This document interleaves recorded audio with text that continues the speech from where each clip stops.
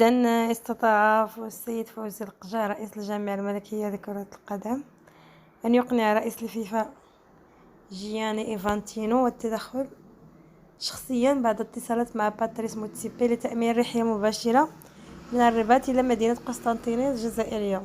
وهكذا سينتقل المنتخب الوطني الأقل من 17 سنة إلى الجزائر في رحلة مباشرة من الرباط للمشاركة في كأس الأمم الإفريقية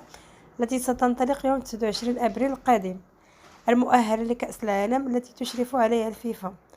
تنظيم رحلة مباشرة من الرباط نحو الجزائر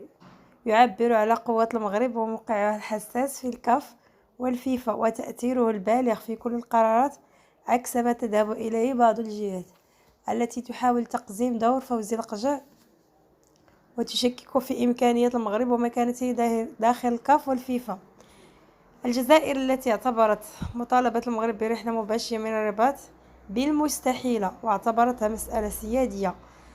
سيادية تجد نفسها تقبل دون قيد أو شرط لطائرة على متنها منتخب مغربي تعبر أجواءها وتكسر الحذر الجوي.